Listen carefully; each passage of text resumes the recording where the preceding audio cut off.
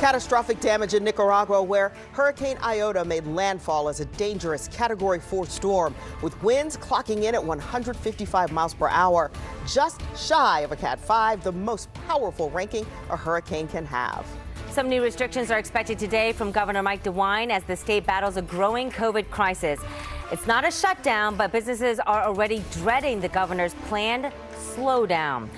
Good morning, everyone. We'll get you up to speed here on this Tuesday on 10 this morning. Thanks for joining us at 4:25. I'm Angela Ann. I'm Tracy Townsend.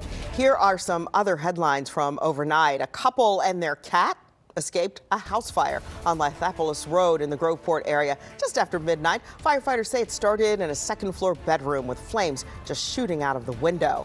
Fortunately, smoke alarms alerted them so they could escape. Facebook's Mark Zuckerberg will be back on Capitol Hill today, answering questions from senators on how the social media giant handled disinformation in the presidential race. Twitter's Jack Dorsey will also testify on why it flagged some of President Trump's tweets. And this hearing could get heated since senators are deeply divided by party over the integrity of the election. Well, it took 27 hours to get there, but the SpaceX Crew Dragon docked late last night with the International Space Station. They were greeted by 3 other astronauts on board, including 1 American. The new 4-member team is expected to spend about 6 months on the ISS, working on several science experiments. Great to see their safe travels, Jeff. Yeah, and back here a little closer to Earth, we are looking at some cooler air working in. You can see it already in northwestern Ohio. We're going to see temperatures that aren't really going to budge a whole lot. Drop a little bit, come up a little bit, but it looks like we're going to see a temperature today that's in the low to mid 40s. We are going to track, though, the highs that'll get back into the 60s coming up. Jeff, and not too bad on the roadways this morning, but you'll see some construction that could slow you down, some repeat work coming up later on today. And here's Tino now with what he's working on for 4:30. Tino? Yeah, the rapid rise of COVID-19 cases has obviously forced many school districts to revise its learning plan. But for one school district, the problem's more than COVID cases, it's lack of staff. We'll tell you which one. That story's coming up.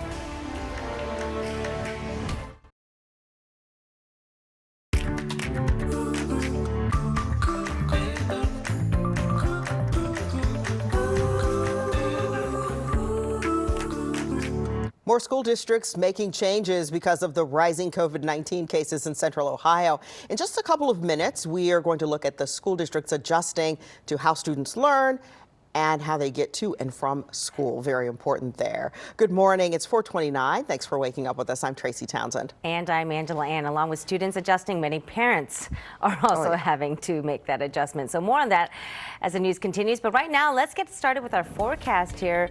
Not too bad as you step out the door. Jeff Booth with a look at what's expected. Yeah, a little chilly out there, but yeah, not bad at all. I mean, it's dry, so that's always good news, especially this time of year. A couple of clouds rolling in. We're going to watch these break up as we head through the day, though, and into the afternoon. But temperatures on the cool side. 38 in Marion. We're in the low 40s in Chillicothe, Columbus, Zanesville, and in London. It's 42 right now here in the capital city.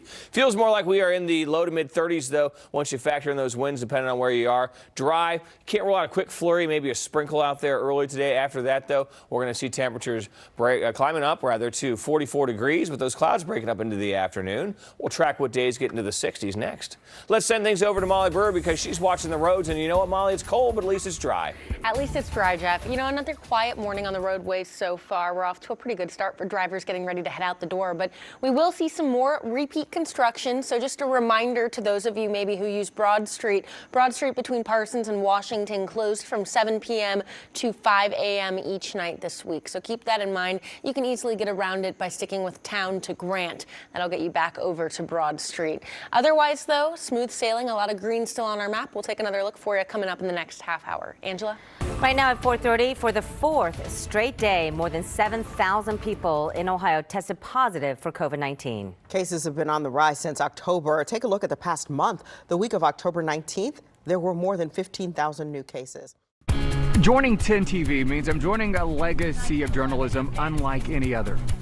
Without the community, there is no me as a journalist. It is my task, my responsibility every day to go to work for the community. I've covered news here in Ohio for 6 years, coming to the capital city. Quite amazing. I think Columbus's best stories are still to come. Andrew Kinsey with Yolanda Harris. Weeknights at 5, 6, and 11, only on 10 TV. on Live with Kelly and Ryan. Pause. Talk show. Well played. Today at 9 on 10 TV.